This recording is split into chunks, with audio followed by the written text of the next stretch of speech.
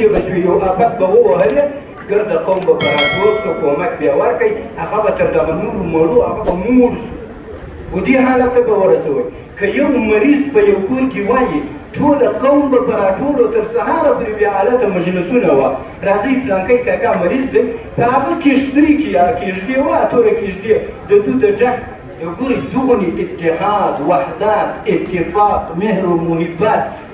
او دغونې د خوند ژوند یې درولئ ای ځوانه آیا زه ورته نن د دغونې ترقۍ سره د دغونې مفکورې سره د دغونې علم سره آیا ما ورته خپل هغه ژوند شروع کړی زما ستا ژوند نن څنګه ژوند دی زه ورته دې خپل ژوند ته وګوره بې اتفاقي زما او ستا په مابین کې ده ورځ په ورځ وحدت و اتفاق د بین ځي ورځ په ورځ عزت و احترام د یو مشر زما او ستا څه تللی دی ورځ په ورځ زه ورته آیو ای نن په مځکه ننوځو ورځ په ورځ مو عیبونه و دې حالت ته رسېدلي دي چې ګر سره اصلا ګر سره وپاشل شو د یو د ابل درک رانه لرو مخکې که ډېر کار و یو ټلیفوني درک مو درولی نن هغه ټلیفون هم قطع شو آیا زما او ستا دا دونې اصل کې چې په دونې ترقۍ کې یو د خپل ژوند مو د هغه ساده په ډول چې ما ورته پسې خاندو آیا جوړ کړی مو دی نو راسئ چې پوهېږو و دې حالت ته راورسېدلو چې زموږ ژوند د هغو د ژوند پر برابر نه دی هغو د دغه ساده لوحې سره د خپل ژوند څوري عیار کړی و د مشر پر مشر پر ځای و کشر د کشر پر ځای و ابل د ابل پر ځای و هر چا خپل ځای ته خپل په ځای کې عزت درلودی ترقي یې درلوده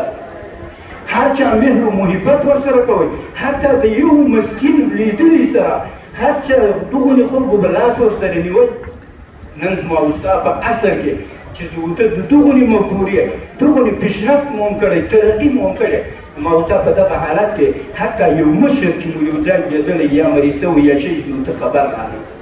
بې اتفاقي بې عزتي چې زما او ستا په کور په ژوند کې راغلې ده په هېڅ اصل کې په هېڅ وخت کې مو نه ده لیدلې